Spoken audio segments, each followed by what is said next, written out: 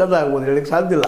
ಯಾಕಂದ್ರೆ ಇದರಲ್ಲಿ ಮುಖ್ಯವಾಗಿ ಡಿ ಕೆ ಶಿ ಅವರು ಸಾಕಷ್ಟು ಇವರ ಸಿ ಎಮ್ ಆಗೋದಕ್ಕೆ ಅನುಕೂಲಗಳು ಮಾಡ್ಕೊತ ಬಂದಿದ್ದಾರೆ. ಏನು ಬೇಕಾದ್ರೆ ಆಗ್ಬೋದು. There will be so many different options are there.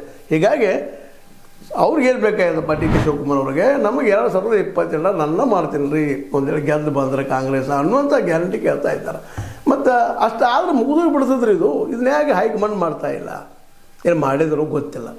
ಆದ್ರೆ ಇನ್ನು ಇದು ಪೂರ ಹೊರಗೆ ಬಂದಾಗ ಗೊತ್ತಾಗುವಂಥ ವಿಷಯ. ಯಾಕೆಂದ್ರೆ ಒಂದು ಬಾಡಿ ಲ್ಯಾಂಗ್ವೇಜ್ ಆಗಿರ್ಬೋದು, ವಾತಾವರಣ ನೋಡಿಕೊಂಡು ಇವತ್ತಿನ ಪರಿಸ್ಥಿತಿ ನೋಡಿದಾಗ ಡಿ ಕೆ ಶಿವಕುಮಾರ್ ಅವ್ರಿಗೆ ಭಯ ಇರೋದು ಈಗ ಮೇಲೆ ಹೇಳೋಂಥದ್ದು ಒಂದು ಮೊದಲದು ಸತೀಶ್ ಜಾರಕಿಹೊಳಿ ಅವರು. ಯಾಕಂದ್ರೆ ಅವ್ರ ಮಗ ನಮ್ಮ ಸಿದ್ದರಾಮಯ್ಯ ಮಗ ಸ್ವಚ್ಛ ಹೇಳಿದ್ದಾರೆ. ನಮ್ಮಪ್ಪನ ಒಂದು ಏನಪ್ಪ ಅಂದ್ರೆ ಸೈದ್ಧಾಂತಿಕವಾಗಿ ಫಾಲೋವರ್ಪ ಇವರು ನಮ್ಮ ಅಹಿಂದನ ಮುಂದುವರಿಸ್ಕೊಂಡು ಹೋಗುವಂಥವ್ರು ಅಂತೇಳಿ. ಅಹಿಂದ ಅನ್ನುವಂಥ ಸಂಘಟನೆ ಅದಲ್ಲ, ಇದು ಖಚಿತವಾಗಿ ಮೇಲ್ಜಾತಿ ಅದ, ಒಕ್ಕಲಿಗ ಮತ್ತು ಲಿಂಗಾಯತ ಜಾತಿಗೆ ಪ್ರತಿಸ್ಪರ್ಧಿ ಅನ್ನೋದು ಎರಡು ಮಾತಿಲ್ಲ, ಹಾಗೆ ಮಾಡ್ಕೊಂಡಿದ್ದಾರೆ. ಯಾಕೆ ನಮ್ಮ ಜಾತಿ ವ್ಯವಸ್ಥೆ ಆ ರೀತಿ ಅದ. ಹೀಗಾಗಿ ಇವತ್ತು ಸತೀಶ್ ಅವ್ರು ಏನಾದರೂ ಅಹಿಂದ ಸಂಘಟನೆ ಲೀಡರ್ ಆಗಿ ಬಂದ್ರಪ್ಪ ಅಂದ್ರೆ ಮುಂದಿನ ಚುನಾವಣೆ ಗೆದ್ರೆ ಅವರ ಮುಖ್ಯಮಂತ್ರಿ ಆಗೋ ಸಾಧ್ಯತೆಗಳಿದ್ದಾವೆ.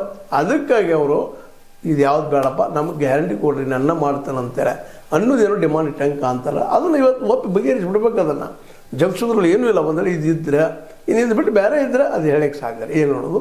ಅದೇನೋ ಆಗಲಿ, ಒಟ್ಟಿನಲ್ಲೇ ಇವತ್ತು ಡಿ ಕೆ ಶಿವಕುಮಾರ್ ಅವರು ಮತ್ತು ಸಿದ್ದರಾಮಯ್ಯ ಮಧ್ಯದ ಈ ಒಂದೇನು ಹತ್ತಿದ ಕುರ್ಚಿ ಜಗ್ಗಾಟ ಇದನ್ನು ನಿಲ್ಲಿಸಲೇಬೇಕಾಗಿದೆ. ಇಲ್ಲಪ್ಪ ಅಂದ್ರೆ ಸಿದ್ದರಾಮಯ್ಯರಿಗೆ ನೀವು ಹೋಗಪ್ಪ ಇದೊಂದು ಸಲ ಒಪ್ಪಿಗೆ ಕೊಡು, ನೀ ಹೆಂಗೋ ಹಿಂದುಳಿದ ಲೀಡರ್ ಕೊಟ್ಟು ಬಿಡು ಅನ್ನುವಂಥ ಮಾತು ಹೇಳಿದರೆ ಅವ್ರು ಕೇಳ್ತಾರಂತ ಗ್ಯಾರಂಟಿ ಇಲ್ಲ.